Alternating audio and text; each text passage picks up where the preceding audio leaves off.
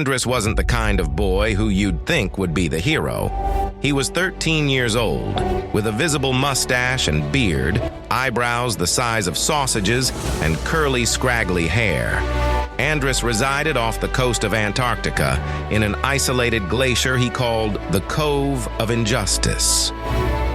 On the glacier, there was a small igloo, and that is where Andris lived. Andris's floppy Dumbo-like ears could sense the slightest disturbance to the Justice Force, a term Andris had invented. Whenever someone was being made fun of or being picked on, there would be a huge ripple in the Justice Force, which Andris could sense easily. He could locate where the ripple originated from and fly off to rescue someone in need. This meant that Andris could hear every insult of every bully on the planet. Being that sensitive to the Justice Force meant Andris could barely hold in the voices. He was on edge every single day. But that didn't matter. Andris lacked both social skills as well as social cues. Nobody appreciated him when he came to the rescue, even the person being bullied. It was one snowy morning in the Cove of Injustice.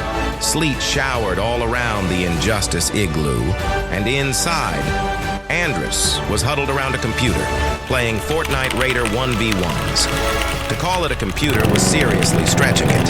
This piece of junk was a monster, an insult to all computers. It had a 30 Hz monitor, 4 GB of RAM, Intel integrated graphics, a 1 GHz processor, and a typewriter for a keyboard. On good days, Andris could run at a buttery smooth 24 FPS. Don't even ask me how Andris managed to get Wi-Fi in Antarctica, he just did. Andris groaned as Fortnite lagged. The packet loss spiked up to 80%, and the player he was fighting, Senor Restroon, killed Andris's player because he couldn't move. On the voice chat, Senor Restroon, who sounded like a 15-year-old boy, started shouting in celebration. "Boxed up! Absolutely on! Get better!" Andris's rage grew to a point of no return. How was it his fault that he was a social outcast? How did you expect him to get 0 ping in the Cove in Injustice off the coast of Antarctica? Andris would have started yelling back at Senor Restroon on the voice chat, but he didn't have a microphone, unfortunately.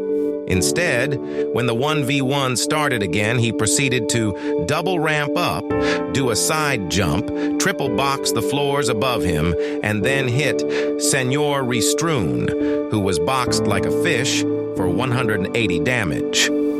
Senor Restroon tried sprinting out of the box as Andris editing in, going in for the pickaxe. But it was too late. Andris's pickaxe swung and killed Senor Restroon. "You!" shouted Restroon over the voice chat. "Melee!" There was a screech as Senor Restroon shrieked into his microphone. He screamed 2, 3, and 4 times in quick succession.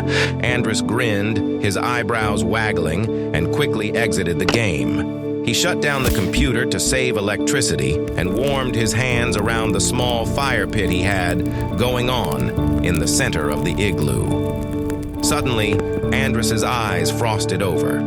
There was a disturbance in the Injustice Force, somewhere in Paris, France.